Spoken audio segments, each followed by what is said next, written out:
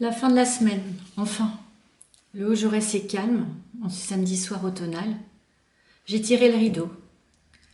C'est le moment propice pour vous parler de mes sculptures. Alors pour se mettre dans l'ambiance, un peu de musique d'abord. Dans la dernière vidéo, je vous avais passé un extrait de Autumn Leaves de Stan Getz. Donc rendons hommage à Prévert. Voici à nouveau Autumn Leaves par Lisa Simone, la fille de Nina Simone. Falling leaves drift by my window. The falling leaves. Une voix féminine pour commencer donc.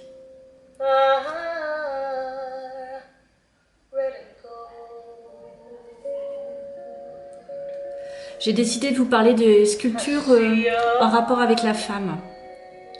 La femme dans tous ses états. Cela me permettra de vous montrer les différentes approches de la sculpture et mes différentes approches dans la transformation du bois. Je donne jamais titre à mes sculptures délibérément pour laisser libre cours à votre imagination, à votre interprétation. Mais donc ce soir, je vais vous en dévoiler un petit peu plus sur mes sculptures. Alors voilà, avec la douce voix de Lisa Simone, on va commencer par la femme amoureuse et le couple. Alors là, ce que j'ai aimé, c'est le contraste en fait entre le bois brut, ces dessins, et le bois que j'ai voulu plus sombre. Donc là, j'ai surtout travaillé les courbes enveloppantes, caressantes, la patine avec de l'encre de Chine et puis un petit peu de pigment pour donner du mouvement et une enveloppe caressante à cette sculpture. Voilà, de l'amour, on va passer à la jouissance, à deux ou bien seul. Voilà, là c'est un petit détail en fait qui m'a amené à créer cette sculpture. Hop, on va quitter Lisa Simone. Voilà, on est dans l'ambiance maintenant. Donc en fait, voilà, c'est ce petit détail qui m'a amené à faire cette sculpture. Alors, on a du mal à le croire, mais en fait, c'était un bras qui avait à ce niveau-là. Je l'ai arraché.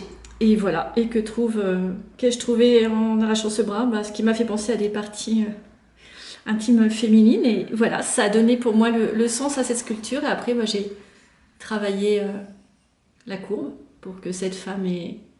Et comme je l'avais dit, cette fois pour donner un titre, Madame prend son pied. Voilà. Et là, j'ai mis un petit peu de pigment pour donner une petite carnation à la sculpture. Alors, une autre sculpture où là aussi, je voyais, la plus grande, plus lourde, des parties intimes. En fait, je suis partie un peu de cette fente. Mais voilà, à ce moment-là, l'actualité parlait beaucoup des femmes battues. Donc là, je suis partie dans une autre direction. J'ai voulu témoigner de cette dure réalité, de cette cruelle réalité de la souffrance des femmes. Voilà pourquoi donc elle est noire, j'ai rajouté du pigment rouge, du pigment bleu, le lait bleu, le sang. Un socle en béton qui semble me faire basculer l'oppressé.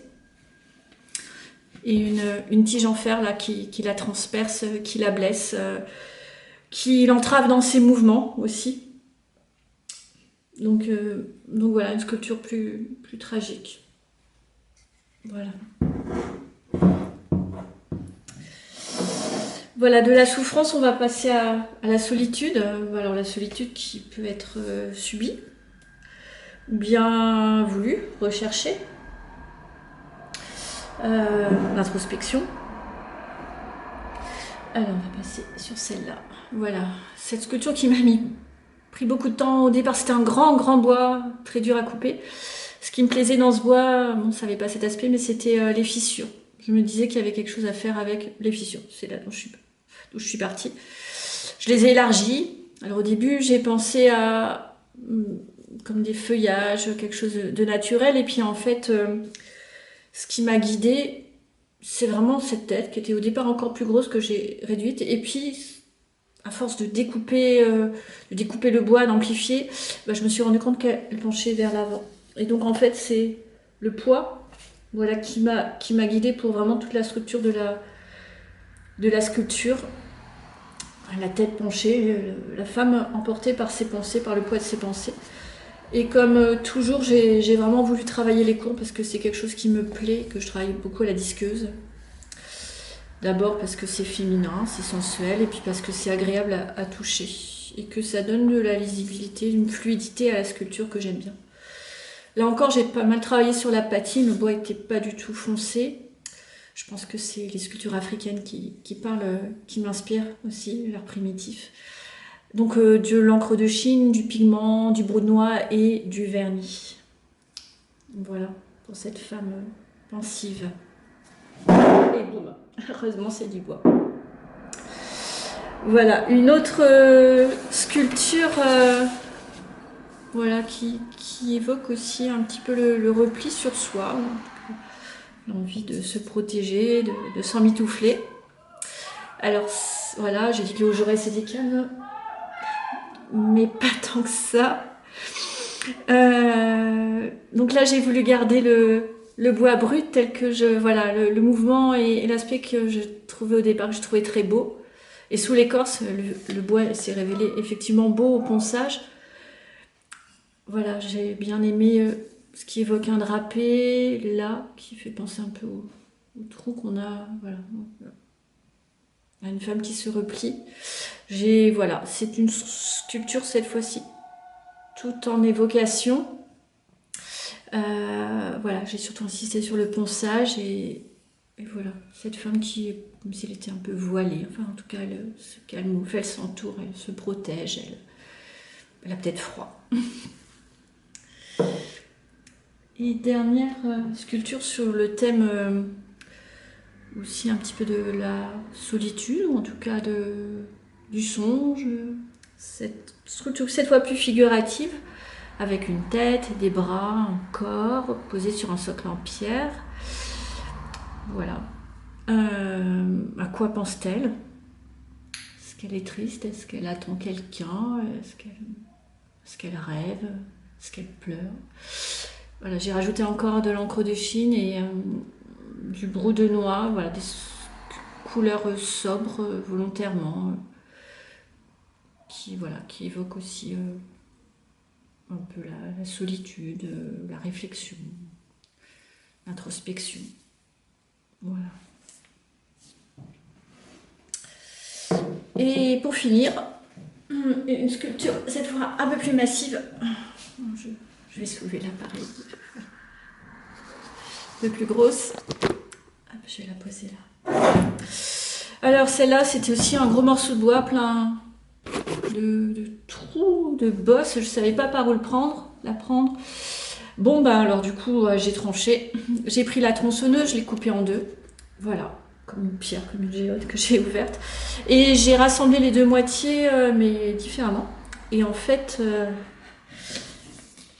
voilà, par le milieu. Et en fait, en les rassemblant, je me suis rendu compte que ça me faisait penser à un thème qui... Hop, je vais remonter. Et voilà, la magie.